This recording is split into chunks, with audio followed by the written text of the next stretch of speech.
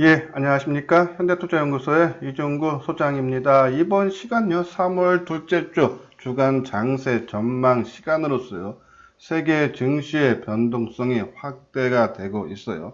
자, 앞으로요, 한국 증시가 상승세를 보이고 있는 중국 증시와 동조화를 보일 것이냐, 아니면요, 하락 추세에 있는 미국이나 유럽 증시와 동조화를 보일 것이냐에 대해서 분석을 해 드리도록 하고요. 두 번째로는 이번 주 목요일이죠. 12일 날 선물 옵션 만기일이 되죠. 자, 거기에 따른 시장에 미치는 영향과 전망에 대해서 살펴보도록 하겠습니다. 마지막은요, 시장 상황별 대응 전략에 대해서 말씀을 드리면서 거기에 맞게 어느 종목군으로 우리가 관심을 가져줘야 되는지에 대해서도 살펴보도록 하겠습니다. 먼저요, 지난주 시장 지표를 대해서 한번 살펴보면요, 코스피 지수는 53포인트 2.6% 상승한 2040포인트로 마감이 되면서요, 일주일 만에 2000선 회복이 됐죠.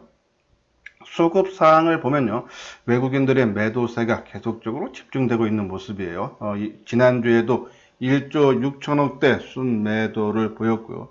개인들이 2조 2천억대 순매수를 하고 기관도 8천억대 순매도를 보이면서요, 외국인과 기관들의 순매도가 지수 하락을 이끌었다라고 보시면 돼요. 상당히 좀 부담되는 그런 모습이죠.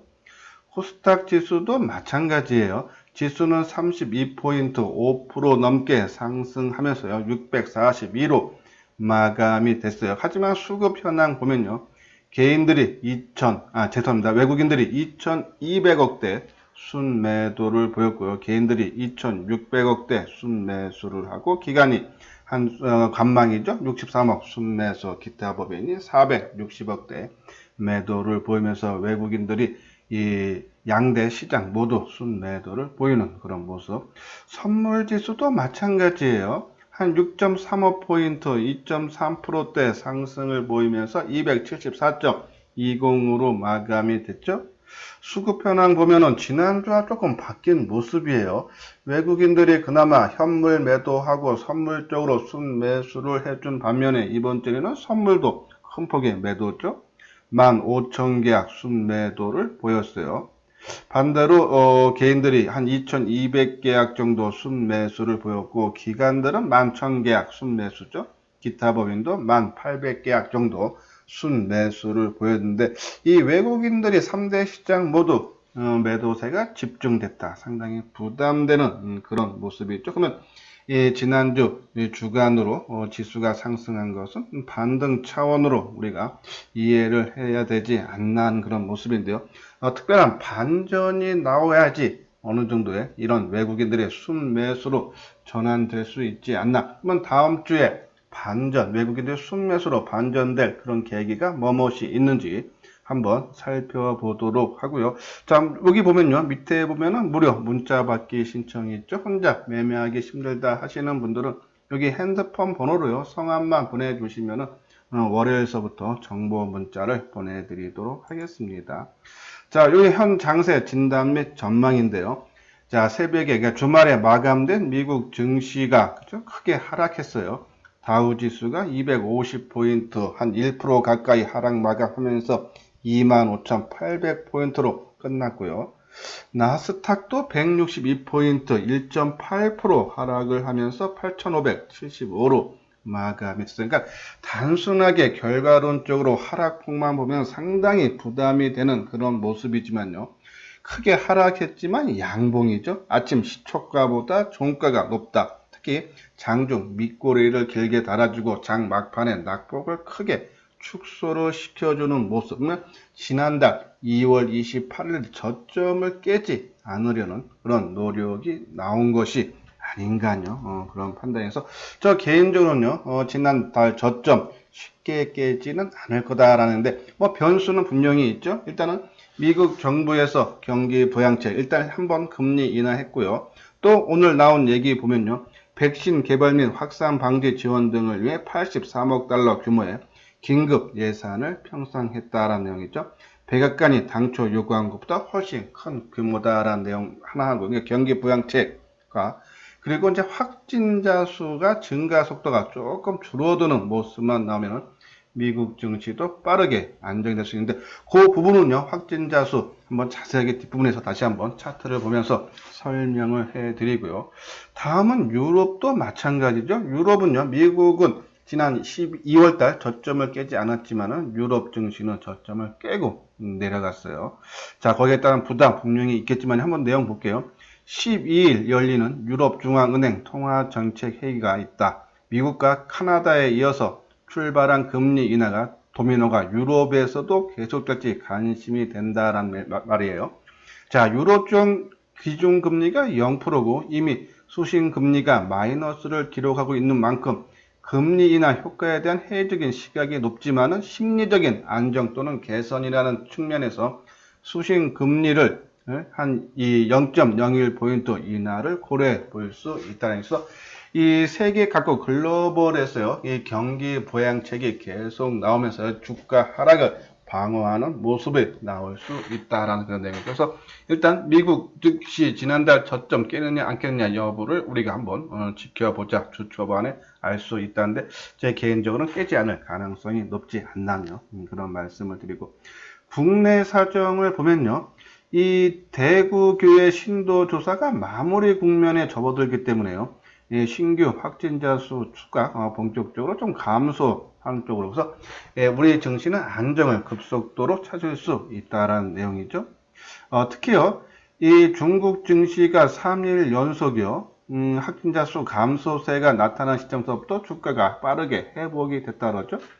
그런 부분에 따라서 우리 증시도 조금 안정을 찾을 수 있지 않나요? 그런 말씀을 드려요. 그리고 선물 옵션 아까 만기 말씀드렸죠. 뒷부분에서 다시 한번 설명을 해 드리도록 하겠습니다. 자, 화면에 보이는 것이 중국 상해 종합지수예요. 예, 다른 국가들은 2월 저점을 깨고 계속적으로 하락 추세에 있는데, 그렇죠? 중국 상해 지수는 그래도 안정된 상승 흐름의 모습을 보이고 있어요. 자, 그 이유를 살펴보면요. 자, 중국에서도 이 확진자들이 일별 1000명이 넘는 수가 나왔는데 3월달 들어보면서 200명대로 줄고, 또 3월 7일 어제죠, 50명 수준으로 크게 감소한다. 그냥 확진자 수가 감소하면 주가는 상승 추세를 이어갈 수 있다라는 그런 내용. 그래서 우리 증시도 계속적인 확산, 그 전에 문제 독일 지수냐, 유럽 쪽인데, 유럽은 아까 말씀드린 저점 깨고 내려갔죠. 예, 이렇게 깨고 내려간 배경을 보면요, 최근 일별 1000명 이상씩 증가를 하고 있다죠. 지금 이탈리아가 한 6000명이 육박을 하고, 독일, 프랑스도 계속적으로 확산 추세에 있다. 얘네들도 조금 확진자 수가 줄어들어야지만이 주가가 상승할 수 있지 않나요? 그런 말씀을 드리는데, 자, 국내 증시죠. 코스피 종합지수인데, 자, 7일 날요, 그러니까 어제죠. 367명이 나왔대요. 2월 26일 이후 최저라 그러죠. 자, 요것이요, 일별로 나온 숫자인데요. 지난 2월 29일 날 813명을 고점으로, 그렇죠? 절정을 치고 감소 추세에 들어갔죠. 3월 1일 날 586명. 그러니까요, 이 20일 이전에는 100명 미만씩 줄어들다가 21일 날 100명 되고, 22일 날 229, 그리고 24일 날 237, 계속적으로 증가하면서 절정을 2월 29일 날, 그렇죠? 주가도 그래서 그때서부터 본격적으로 하락하다가 29일이 최절정, 그렇죠? 저점을 형성을 했죠? 그리고 1일 날서부터 감소 추세예요. 586명, 476명. 한 이틀 감소 줄었다가 3일 날 600명대 회복하죠? 다시 또 증가 추세. 다시 또 이 4일 날 500명, 430명. 그러다가 또 500, 아까 중국이 3일 연속 감소를 하면서 안정을 취했다는데, 자, 지금 보면요, 6일날 다시 또 518명이죠. 근데 7일날 483명, 오늘 367명, 그렇죠? 예, 발표 기준이 저는 어제인데, 이 360명 이틀 감소, 좀 내일 하루만 감소하는 모습, 그러니까 367명만 나와주지 않는다 그러면은, 그렇죠? 예, 이 주가는 빠르게 회복시킬 때, 그래서 우리 증시가 내일 여부에 따라서 중국 증시 아까 말씀드린 대로 이 강하게 상승 추세를 이어가느냐, 아니면 다시 늘어나면서 유럽이나, 그렇죠?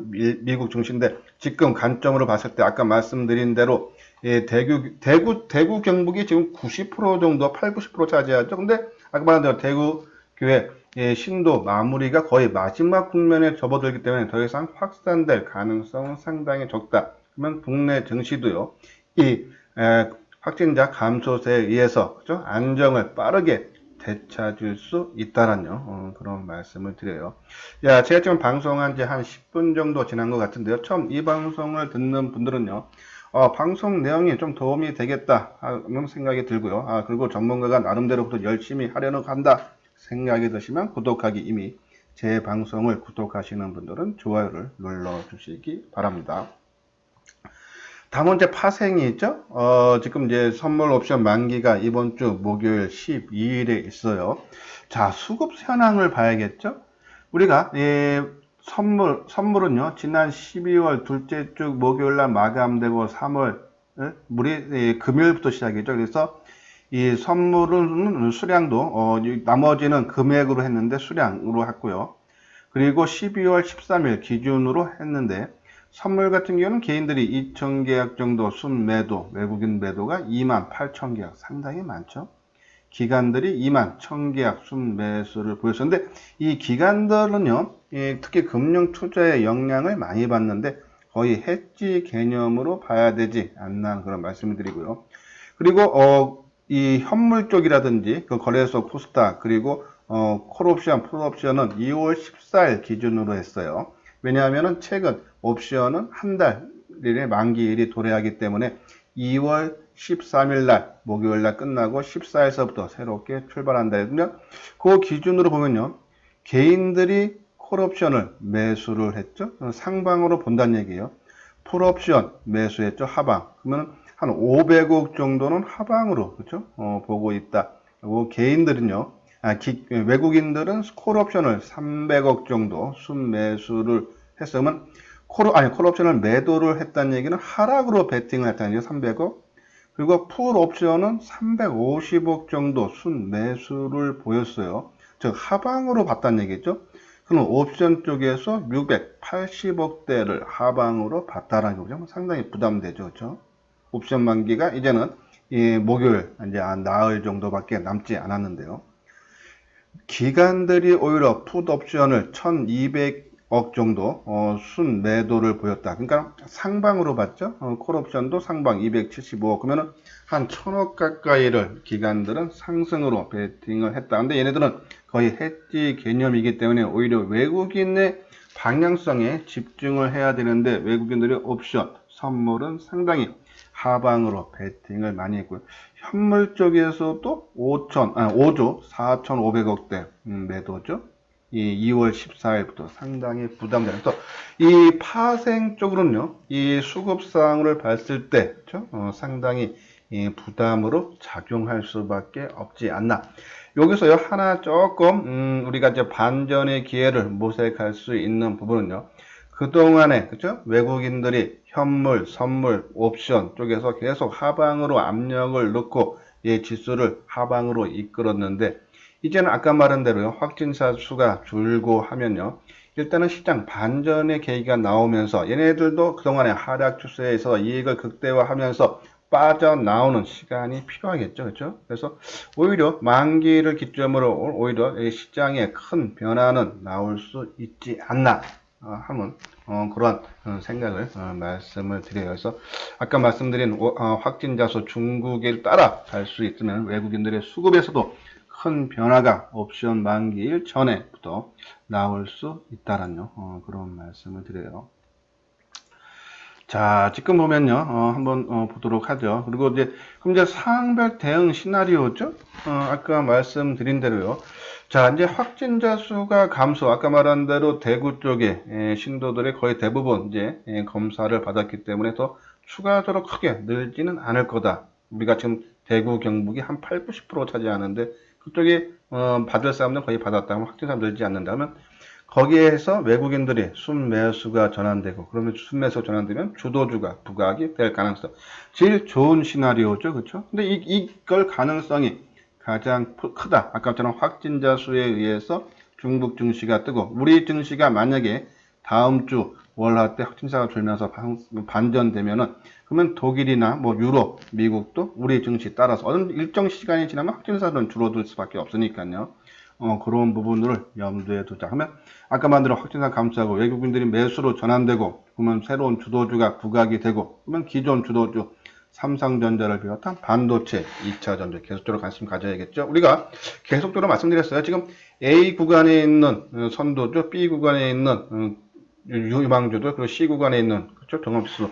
그 중에서 A 구간, B 구간을 우리가 관심 있게 보자는데 오히려 지금 B 구간, 그렇죠? 2차 전지주 계속적으로 어제 방송을 통해서도요. 2차 전지에다 집중 분석했는데 지금 타이밍적으로 보면은 조금 리스크를 작게 하면서 수익을 극대화시킬 수 있는 것이 오히려 2차 전지주가 아닌가라는 그런 말씀을 드려요. 두 번째 시나리오는 조금 부정적이죠, 그렇죠? 예, 좀 국내 확진자 수는 조금씩 감소 추세에 있지만은 미국이나 유럽, 그렇죠? 영향을 받아서 외국인들의 매도가 지속이 되고 된다면요. 예, 전반적인 시장 약세 속에서요. 바이오주들의 예, 선별적인 상승이 나올 수 있다. 뒷부분에서요. 한번 볼까요? 예, 여기 내용 보면요. 주춤했던 제약 바이오주 다시 기지개 해서요. 자, 시젠이 지난 금요일 날 상한가 들어갔죠. 상한가 들어간 배경을 보면은 이 유럽연합을 중심으로 세계 30개국으로부터 진단 키트 주문이 몰려들었다고 밝혔다는 얘기죠. 자, 한번요. 내용 차트 모양 볼까요? 시젠. 한번 시젠을 보도록 하겠습니다. 그죠? 시젠. 그죠?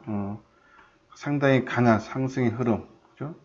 거래량 크게 터지고 조금 과열은 나오는 모습이에요. 그리고 시젠, 그리고 수젠텍. 수젠텍은 감염 여부를 신속 진단할 수 있는 키트 개발의 성공. 그죠? 한번 보죠. 요런 부분들. 그러니까 거의 절정을 이루는 그런 모습이 거의 뭐 상한가로 출발해서 약간 풀렸다가 다시 상한가 들어가는 그런 강한 그런 모습이에요. 그죠? 수젠텍. 요런 부분들. 그리고 뭐 국제약품. 한번 차트 먼저 한번 써보도록 할게요. 국제약품. 그죠? 국제약품. 그럼 명문제약. 그죠? 명문제약도 윗꼬리 길게 달아주고 제넥신. 그리고 유틸렉스. 이건 이제 제넥신하고 유틸렉스는 그런 관련주는 아니고요. 이제 여기 내용 보면요. 이 4월 말부터 예정된 미국 암 연구 학회 AACA라는 그러니까 모멘텀으로 작용한다는 얘기죠. 개최가 되기 때문에. 그리고 다음 달 24일부터 그러니까 4월 24일부터 29일 아까 말한 AACA 있고요. 그리고 또 미국 임상종양 학회죠. 5월 29일부터 6일. 그러니까 학회가 열리면서 거기에 따른 관심 있는 그런 종목군들이 조금씩 인기를 받고 있다 해서 제넥신, 유틸렉스 아까 말한 이 진단 키트라든지 그쵸? 성공하는 그런 종목군들의 그런 흐름들이 아마 외국인들의 매도세가 아까 말씀드린 대로 이어진다고 하면은 그쵸? 이어진다고 하면 이런 바이오주들의 상승세가 좀 더 이어질 수 있다. 그럼 이쪽으로 계속적인 관심을 가져줘야 되는데 제 개인적으로는 너무 급등했기 때문에 철저하게 단기죠. 언제 반전될지를 몰라요. 그렇죠? 그래서 조금 뭐 타고난 감각이 있는 분들만 좀 접근을 해 주시는 것이 어떨까 그런 말씀을 드려요. 자, 다음은 이제 선물 옵션 만기 영향인데 아까 말씀드렸죠. 뭐 수급이 상당히 부진하기 때문에 외부 영향에 의해서요. 좀 외국인 매도 넣으면 좀 증폭되면서 주가를 더 크게 또 빠지는 또 반대로 외국인 매수가 들어오면 오히려 반발 매수에 의해서 좀 크게 하는 증폭제 역할을 할 수 있는데 일단 수급적으로는 불안해 보인다. 하지만 아까 말씀드린 대로 이것이 전환의 기폭제로 작용을 할 수 있지 않나요? 그러한 희망스럽게 말씀을 드려서 좀 더 지켜보자. 지난달 저점은 조금 깨지 않을 가능성에 대해서 오히려 비중을 두고 시장에 접근을 하면서요. 그러면 아까 말한 대로 2차 전지라든지 그쵸? 오히려 반도체 관련 종목으로 우리가 관심을 가져줘야 되지 않나. 항상 말씀드린 우리가 지금 보면은 쫙 A 구간 한번 그 모양새를 한번 볼까요, 그렇죠? 요 부분이죠. 그렇죠? 우리가 이제 A 구간에 있는 그러니까 이 고점 부근에 있는 종목들 빨리 회복시키고 덜 빠졌던 종목들이 우리가 시장 주도주라 했었는데 그것이 거의 반도체 비메모리 관련주가 많다고 했죠. 근데 조금 가격이 올랐기 때문에 좀 리스크는 있어요. 우리가 넷패스, AD 테크놀로지 이런 것들은 지금 신규로 매수하기 부담돼요. 어떻게 하면 이익을 극대화 시킬까를 오히려 고민을 해야 될 때라는 말씀을 드렸어요.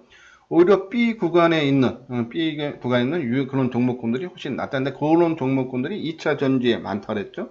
그래서 오히려 2차 전지에 집중적으로 우리가 관심을 가져야 되지 않나. 그리고 C 구간에는 종합지수가 따라 움직이기 때문에 손실 난 부분 어떻게 하면 손실을 최소화를 시켜야 되지 않나요? 그런 고민을 할 때다.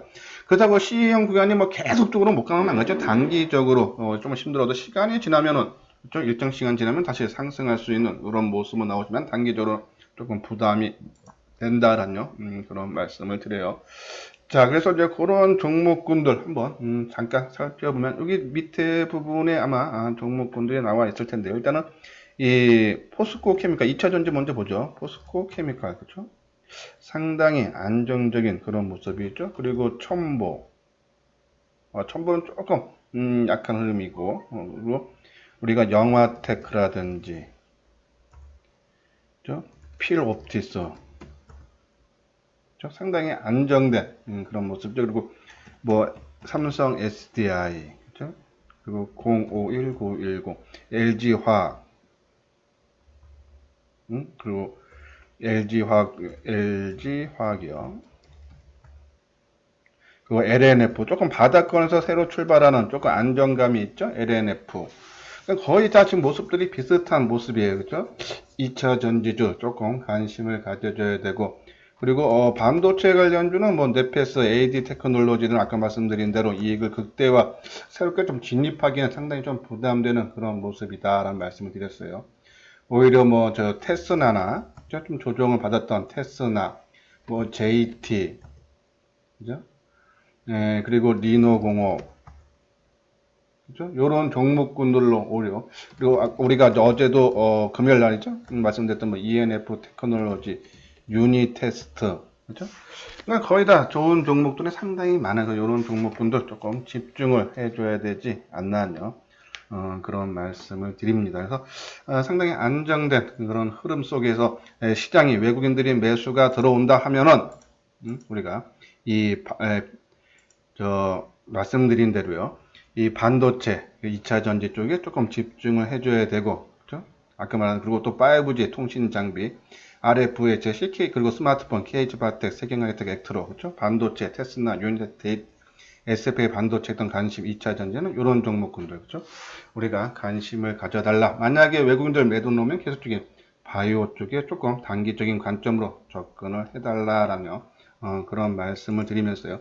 자, 혼자 매매하기 힘드신 분들 체험 VIP 있죠? 한번 읽어보시고 요 아래 전화번호로 성함하고요 보유 종목 진단을 보내주시면 자세하게 안내 말씀을 전해드리도록 하겠습니다. 예, 이것으로서요 주간 장세 전망을 마치도록 하겠습니다. 끝까지 시청해 주신 분들 좋아요와 구독 꼭 눌러 주시기 바랍니다.